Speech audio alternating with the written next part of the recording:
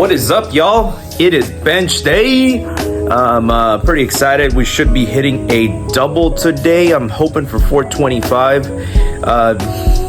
When I say hoping, it's because typically doubles is where I struggle, okay? I can do pretty much anything for triples, set of 4, set of 5. You know, I don't really struggle because I guess I just do better with more reps. But doubles, I really struggle. I'm still good with singles, but doubles is where I struggle. Don't know if it's just a mental block, but we'll figure it out today. I'm gonna try to do 425, see how it goes. And we're gonna meet up with Spot Bro, so hopefully Spot Bro can give me a good spot and keep me safe. Probably around the end of this video, I'll address some of the research I've been doing on tapering, okay? There's different ways to taper, guys.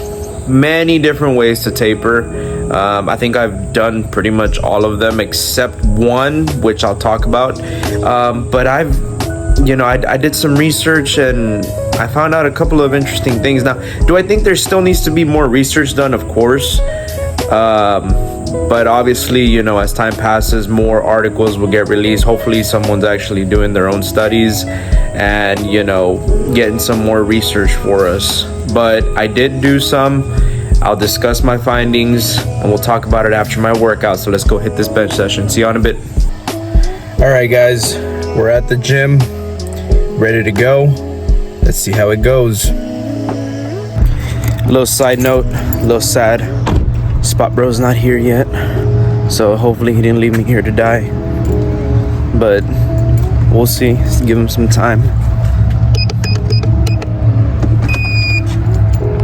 All right, guys. Looks like Spot Bro showed up. Here, ready to go. Hopefully he saves my life if I die. Okay.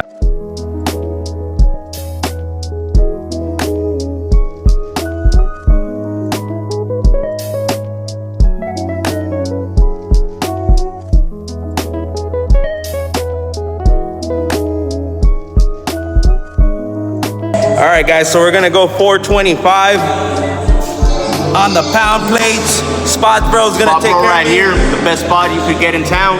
He's gonna take care of me. Hopefully I don't die, we'll see. Let's run it.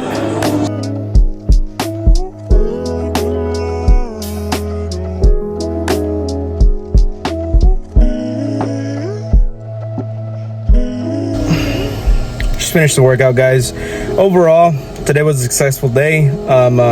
We're able to hit that 425. Didn't like the way that it looked, though. We still got it up, but still, when you're trying to get, you know, to the elite level, the pro level, you kind of have to go into these sessions and you have to have the mindset that you want to try to lift like them. So really need to be better about my pauses and making things more consistent throughout the actual repetitions. So that's something that I spoke with my coach about. You know, I really, you know, it's a kind of a me deal that I have to actually be disciplined and, you know, just be better about it, because I mean, at meet day, you know, it's either gonna make me or break me. So gotta work on that. But heading home, and then we'll talk about that research that I was doing. We'll talk about the tapering. So see you in a bit. Guys, so we're home and I'm going to talk about the tapering research experiments that I went ahead and went through. So there's a couple of different ones. There's 1, 2, 3, 4, 5, 6, 7 different experiments that were actually conducted and reviewed. So they basically took a lot of information. They took different power lifters. Some of them can range from 15 all the way down to looks like around 7 different powerlifters, and basically they have 2 different types of taper models. They have the step taper model and the exponential taper model.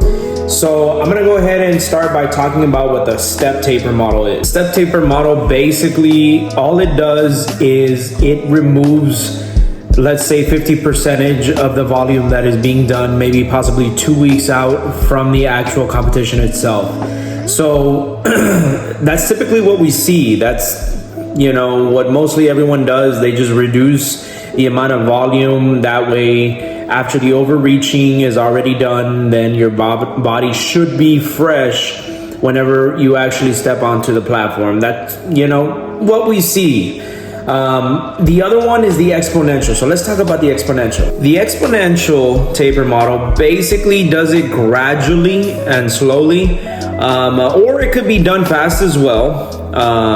There's two different approaches. You can do the slow exponential, which you would say 10% 1 week, then another 10%, then another 10%, and then finally you get to meet week and we're good. Or you can do it slowly and you can say 5, 5, 5, and not reduce the load as much. But at the end of the day, both of them seem to have a lot of benefit. So let's go back to the actual research that we were looking at earlier. Looking at all the different experiments, the one that really stands out to me is the Gonzalez-Badillo one that was done in 2016. It was done over a duration of 14 days, and the growth though that they had on their actual 1 rep max for their back squat, the one that really stands out to me is that 9.5% growth. They have a 14.8 kilogram growth. That's a lot, okay? Compared to where they started to finishing with a 14.8 kilogram PR. That's great. Some of us would kill for that. Okay, we want that. Looking at the rest of them, even the step ones, there's still some growth.